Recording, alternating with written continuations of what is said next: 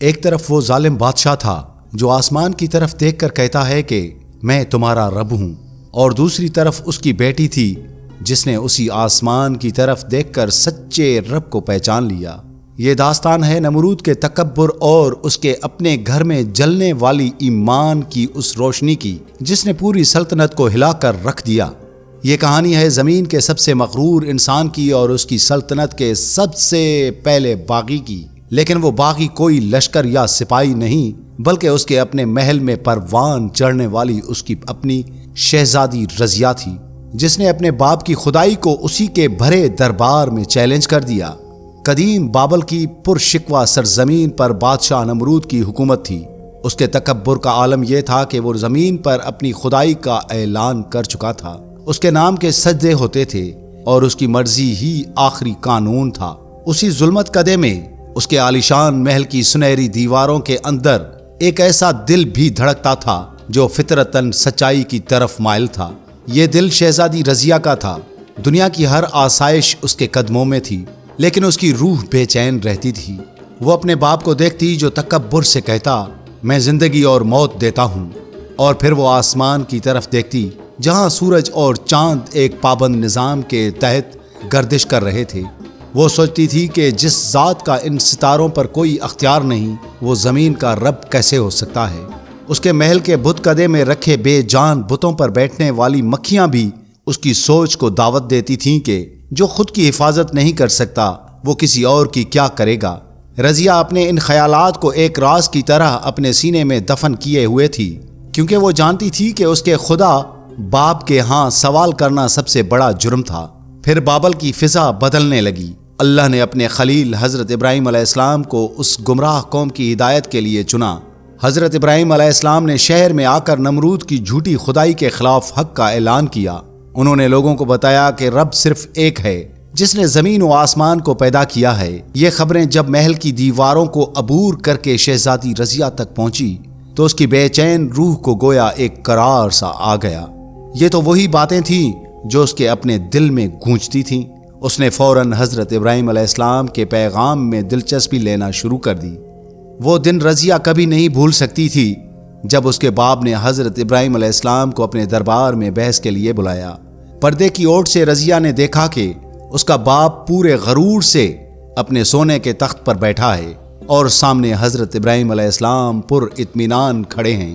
نمرود نے کہا میرا رب وہ ہے جو مارتا اور جلاتا ہے، اور اس پر اپنی جاہلانہ منقط پیش کرتے ہوئے ایک قیدی کو قتل کیا اور ایک کو آزاد کر دیا۔ درباری واہ واہ کر اٹھے، لیکن رضیہ کا دل اس بچکانہ دلیل پر افسوس کرنے لگا۔ تب حضرت ابراہیم علیہ السلام نے وہ تاریخی جملہ کہا جس نے نمرود کے تکبر کے کسر کو ہلا دیا۔ بے شک میرا رب سورج کو مشرق سے نکالتا ہے، اگر تو سچا رب ہے تو ذرا اسے مغرب سے نکال کر دکھا۔ ایک لمحے کے لیے دربار میں موت جیسی خاموشی چھا گئی۔ نمرود کے چہرے پر ہوائیں اڑنے لگیں۔ وہ لاجواب تھا، ذلیل اور رسوا کھڑا ہوا تھا۔ اپنے باپ کی یہ بے بسی دیکھ کر رضیہ کے دل میں ایمان نے اپنی پہلی مضبوط جڑ پکڑ لی۔ اس نے جان لیا کہ طاقت دلیل میں ہوتی ہے، تخت و تاج میں نہیں۔ دلیل کے میدان میں شکست کھانے کے بعد نمرود اپنے آخری ہتھیار یعنی ظلم پر اتر آیا۔ اس نے اعلان کیا کہ حضرت ابراہیم علیہ السلام کو آگ کے ایک ایسے سمندر میں پھینکا جائے گا جیسا انسانی تاریخ نے پہلے کبھی نہ دیکھا ہو۔ پوری قوم اس گناہ میں برابر کی شریک ہوئی اور مہینوں تک لکڑیوں کا پہاڑ جمع کر دیا گیا۔ جب اس پہاڑ میں آگ لگائی گئی تو اس کے شعلے آسمان تک جا پہنچے۔ شہزادی رضیہ اپنے محل کی بلندی سے یہ خوفناک منظر دیکھ رہی تھی۔ اس کا دل حضرت ابراہیم علیہ السلام کی سلامتی کے لیے دعا کر رہا تھا۔ اس نے چپکے سے آسمان کی طرف دیکھا اور دل ہی دل میں حضرت ابراہیم علیہ السلام کے رب کو پکارا، اے سچے مالک، میں تجھ پر ایمان لاتی ہوں، اپنے بندے کی مدد فرما اور اپنی قدرت دکھا دے۔ پھر وہ لمحہ آیا جب حضرت ابراہیم علیہ السلام کو منجنیق کے ذریعے آگ کے دہکتے ہوئے سمندر میں پھینک دیا گیا۔ رضیہ نے خوف سے اپنی آنکھیں بند کر لیں۔ کچھ لمحوں بعد جب اس نے ہمت کر کے نیچے دیکھا تو جو منظر اس کے آنکھوں کے سامنے تھا وہ اس دنیا کا لگ ہی نہیں رہا تھا کہ آگ نہیں رہی تھی۔ اللہ کے حکم سے آگ ایک حسین و جمیل پھولوں کا باغ بن چکی تھی۔ دہکتے ہوئے شعلے گلاب اور چنبیلی کے پھولوں میں تبدیل ہو گئے تھے، اور حضرت ابراہیم علیہ السلام اس باغ کے درمیان اس طرح پرسکون بیٹھے تھے جیسے وہ ہمیشہ سے وہیں تھے۔ یہ عظیم معجزہ رضیہ کے دل پر نقش ہو گیا۔ اس کے ایمان نے اب یقین کا روپ ڈھال لیا تھا۔ اب چپ رہنا کفر ہے۔ اس نے فیصلہ کر لیا کہ وہ اپنے ایمان کا اعلان کرے گی، چاہے اس کی قیمت اس کی اپنی جان ہی کیوں نہ ہو۔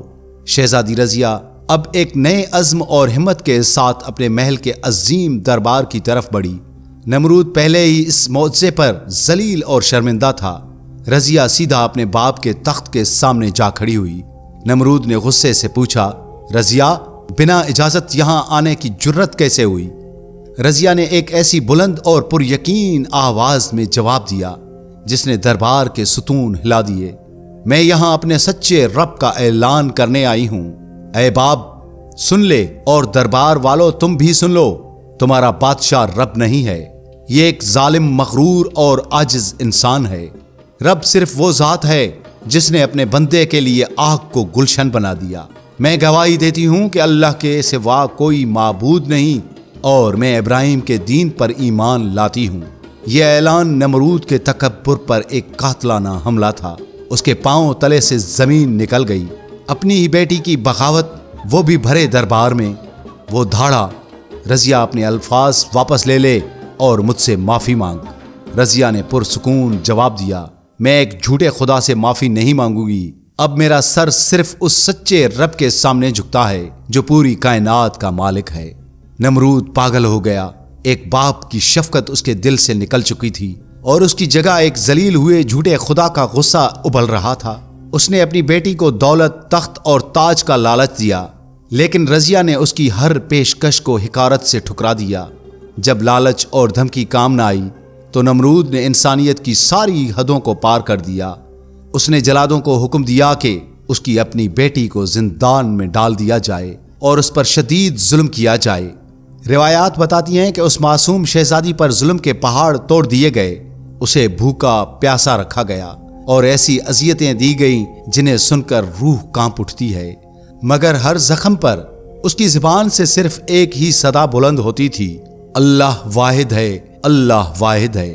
جب نمرود نے دیکھا کہ ظلم کا کوئی ہتھیار رضیہ کے ایمان کو متزلزل نہیں کر سکا تو اس نے اپنی ہار تسلیم کر لی۔ ایک ظالم باپ اور جھوٹے خدا نے اپنے غرور کو بچانے کے لیے اپنی ہی بیٹی کو قتل کرنے کا حکم دے دیا۔ شہزادی رضیہ نے موت کو خوشی سے گلے لگا لیا۔ اس نے شہادت کا عظیم رتبہ پا لیا، لیکن کفر کے سامنے اپنا سر نہیں جھکایا۔ اس نے تکبر کے محل میں ایمان کی جو شمع روشن کی تھی، اس کی روشنی تاریخ میں ہمیشہ کے لیے زندہ ہو گئی۔ رضیہ کی شہادت نمرود کے زوال کا پیش خیمہ ثابت ہوئی۔ کچھ عرصے بعد اللہ نے اس پر ایک ادنا سا مچھر مسلط کر دیا جو اس کے دماغ میں گھس گیا اور اس کی ذلت بھری موت کا سبب بنا۔ وہ بادشاہ جو خدائی کا دعویٰ کرتا تھا ایک مچھر کے ہاتھوں مارا گیا۔ شہزادی رضیہ کی داستان ہمیں یہ بتاتی ہے کہ ہدایت اللہ کا سب سے بڑا تحفہ ہے۔ یہ دولت یا نسب کی محتاج نہیں، اللہ کفر کے اندھیروں میں بھی ایمان کا چراغ جلا سکتا ہے۔ رضیہ کی قربانی نے ثابت کر دیا کہ حق کی طاقت ہمیشہ باطل کی شوکت پر غالب آتی ہے، اور ایک کمزور لڑکی کا مضبوط ایمان اپنے وقت کی سب سے بڑی سلطنت کے تکبر سے کہیں زیادہ طاقتور ہے۔ پیارے دوستو، امید کرتے ہیں آج کی ویڈیو آپ کو ضرور پسند آئی ہوگی۔ ملتے ہیں ایک اور ویڈیو کے ساتھ۔ اللہ حافظ۔